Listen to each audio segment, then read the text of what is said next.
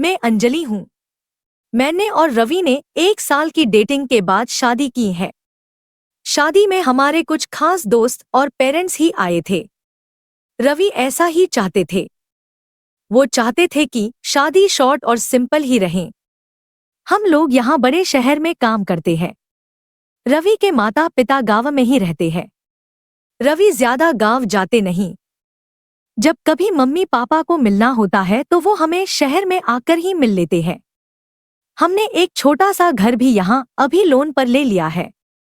शादी के चलते मैंने अभी नौकरी छोड़ रखी है। हमारा घर रोड के साइड में ही है। खिड़कियों से रोड दिखाई देती है। हमारे किचन की खिड़की से भी रोड दिखाई देती है। रवि का ऑफिस का टाइम सुबह 9 बजे का है। सुबह में रवि के लिए खाना बनाती हूँ। मेरी नज़र खिड़की के बाहर गई। रोड के दूसरी तरफ एक लड़की ज्यादा उम्र की नहीं थी, 26 की होंगी, हमारे घर की तरफ देखती रहती थी। पहले दिन मैंने सोचा कि कोई होंगी, लेकिन वो 3 से 4 दिन लगातार आती मुझे दिखाई दी। मेरे मन में सोचा कि जाकर उससे बात करूं, शायद किसी और घर समझकर हमारे घर की ओर देखती रहती होंगी।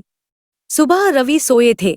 वो फिर वही दूर खड़ी दिखाई, फिर और हमारे घर की ओर देख रही थी। इस बार मैं बाहर गई, उसने आते मुझे अपनी ओर देखा और घबरा गई। मैंने उसे पूछा, क्यों, आपको क्या परेशानी है, आप किसे ढूंढ रही है? वो घबराई हुई बोली, रवि यही रहता है। मैंने बोला, हाँ। आप कैसे जानती है? वो इतना सुनकर घबरा कर चली गई। मैंने पीछे से उसे आवाज दी पर उसने सुना नहीं। मैं अपने घर में वापस आ गई। मेरे आने पर रवि उठ गए थे। पूछा, कहाँ गई थी? मैंने बोला, पता नहीं, एक लड़की है, वो हमारे घर की तरफ देखती रहती है। और मैंने जब जाकर उससे पूछा तो तुम्हारा नाम भी जानती है, तुम किसी गोरी सी सुंदर लड़की को जानते हैं। रवि यह सुनकर भड़क गए।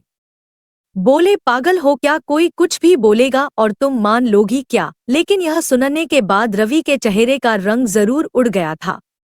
मेरे भी दिमाग में कुछ कुछ चलने लगा। रवि जब शाम को आए तब मैंने इस विषय में कोई बात नहीं की। अगले दिन मैं सुबह उठी तो रवि पहले से उठ गए थे।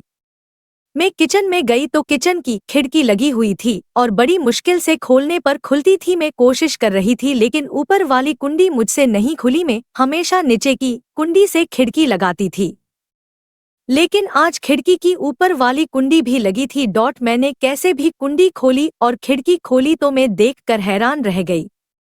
रवि उस लड़की से वहां जाकर उससे बात कर रहे थे। वो उस पर चिल्ला और गुस्सा हो रहे थे। लड़की रो रही थी और रवि ने उसे उंगली दिखाकर जाने को कहा।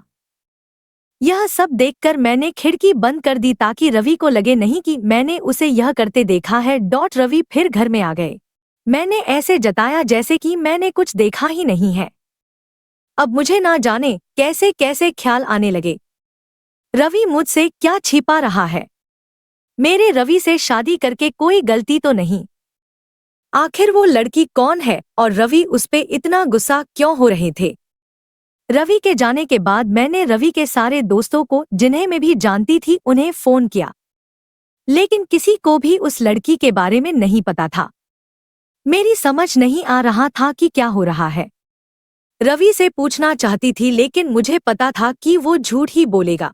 उसके बाद मैंने उस लड़की को घर के आसपास नहीं देखा। यह सब सोचते सोचते मेरी तबीयत बिगड़ने लगी। रवि मुझे बोलता था कि क्या हुआ, अपना ख्याल रखो, डॉक्टर के पास जाओ, लेकिन अब मुझे उसकी बातें बिल्कुल अच्छी नहीं लग रही थी। एक दिन जब मेरी हालत ज्यादा खराब हुई तो मैं ऑटो लेकर पास के बड़े अस्पताल गई। डॉक्टर से अपनी दवाई लेने के बाद मैं अस्पताल के पार्क में बैठी थी। अस्पताल में मुझे वो लड़की फिर दिखाई दी। उसे देखती ही जैसे मेरी बीमारी पता नहीं कहाँ भाग गई। मैं उसके पास तेज चल कर गई और उसका हाथ पकड़ लिया और उसे बोला, तूने मेरी जिंदगी में उथल पुथल मचा दिया। बोल, उस दिन क्या बात कर रहा था रवि तुझसे? क्या रिश्ता है तेरा मेरे पति? फिर उसने मुझे जो बताया सुनकर मुझे लगा कि मेरा पति ऐसा है। उसने इतनी बड़ी बात मुझसे छिपाई। शाम को रवि जब मैं आए तब उस लड़की को अपने घर में देखकर चौंक गए। मैं भी उसके पास ही बैठी थी। रवि उसकी तरफ देखकर बोले कि अच्छा तो तूने इसे सब बता दिया, मना किया था दूर रहने को मेरी फैमिली से। मैंने बोला रवि शर्म करो, तुम इतने कठोर हो, अपनी सगी बहन की मदद नहीं कर रहे हो। वो लड़की संध्या थी, रवि की सगी बहन। उसने अपने पसंद के लड़के से शादी कर ली थी, इसलिए रवि और उसके परिवार ने उससे सारे रिश्ते तोड़ दिए थे।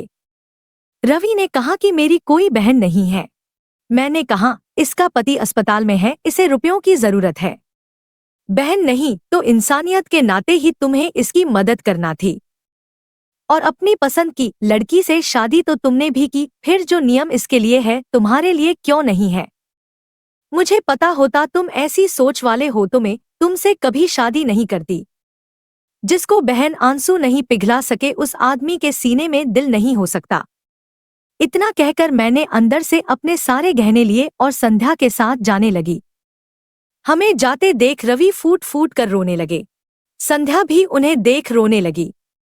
रोते हुए रवि बोले, हमने इसे बहुत प्यार दिया, पापा ने, मम्मी ने, मैंने रानी बनाकर रखा, और यह ऐसे ही एक दिन बिना बताए घर से चली गई।